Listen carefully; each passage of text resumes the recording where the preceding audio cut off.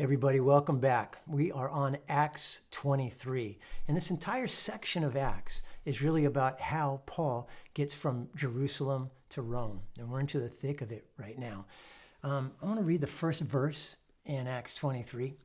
And it says, "And Paul, looking intently at the council, said, 'Brethren, I have lived my life with a perfectly good conscience before God up to this day.'" And I got to tell you, I just had to stop there. I promise we won't stop on every single verse, but I was blown away by that comment. You know, Paul didn't say, "I have a perfectly good conscience since I became a Christian." He's talking about his entire life. And as we look at his entire life, we look through some of his accounts of what he did and how he acted and how violent it was. In 1 Corinthians 59, he says, "I'm the least of the apostles and not fit to be called an apostle because I persecuted the church of God." And in Galatians, he said, "For you've heard of my former manner of life in Judaism, how I used to persecute the church of God beyond measure. I tried to destroy it." Talks about earlier in Acts, Paul was in hearty agreement with killing Stephen. And he was really instrumental in the great persecution that spread Christians everywhere that he went after. It said he was ravaging the church. He would enter house after house and drag off men and women to put them in prison. It said he was breathing threats and murder against the disciples of the Lord. He went to the high priest to get letters so that he could do this. But the thing that's amazing is the next part of 1 Corinthians 15, verse 10. He says, "But by the grace of God, I am what I am. And his grace towards me did not prove in vain, but the grace of God within me." And you know, it really strikes me as my past, and maybe you think about that for yourself. It's by the grace of God that Paul had a new identity, and we can too. But if you've been living in your old identity with shame and guilt and sin, that same grace is available to you and to me. Our sin may be great, but God's grace is greater.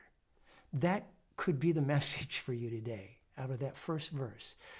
But let's get back to this story. He's in front of Ananias, the high priest. And when he says this to Ananias, Ananias gets so fired up for entirely different reasons than we might get fired up, that he tells some guy, smack that guy in the mouth. And the word that he uses for smack or strike is like to beat with a staff or a whip or a fist. He didn't take Paul's statement lightly. You can just feel the tension in the room mounting. This is not a calm situation. And then Paul stirs up an argument between the Pharisees and the Sadducees regarding the resurrection. So the Pharisees believed in the resurrection, and he was a Pharisee, and he identifies with them. And some people say that he did it just to cause chaos, cause a split between those two groups to kind of split the vote against him. And that might be, but I see something different there too. Paul really wanted to get his message through. It was his entire life's goal to share the gospel. And we see that throughout the New Testament, that Paul was really a master of identifying with people that he was sharing the gospel with.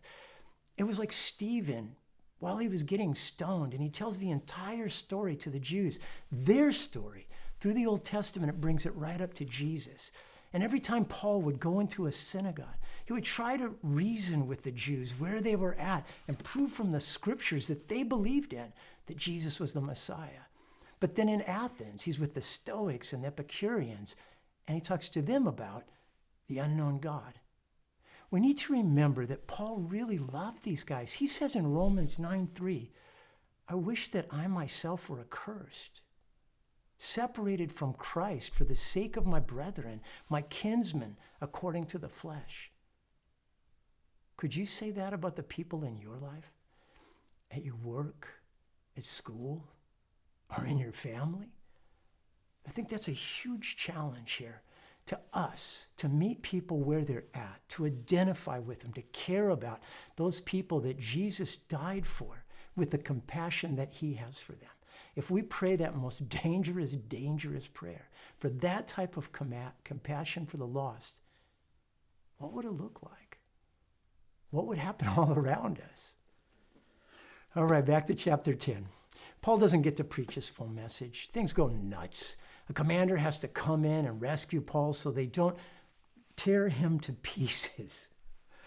Paul could have really been discouraged by this. He got taken away and he didn't get to give the message, not the whole message. But the Lord speaks to him and comforts him like he has to comfort us when we get discouraged. He says, be of good cheer and have courage. So when we blow it, we might have to hear that same message from the Lord. There's a reason that the most common phrase in the entire Bible is, don't fear, fear not, and take courage. The reason is that there's nothing boring about the normal Christian life. It's a dangerous life that we have to get courage from God to walk in. So in chapter 23, verse 12, to the end of the chapter, we get this really cool adventure in detail. It's like a Wes Fulkerson bestseller. We've got secret oaths of murder. Paul's sister and his nephew get in on the action. A really scared Roman commander calls 2 centurions, 200 soldiers, 70 horsemen, and 200 spearmen to make sure Paul doesn't get put away. And then at the end, we end up at Herod's Praetorium. And some people say this may be where Paul might have written the letter to the Philippians. You might want to read that too. In the next few days, we're going to meet Felix, Festus, and King Agrippa. It's going to be great. And I really look forward to sharing it with you. God bless you guys.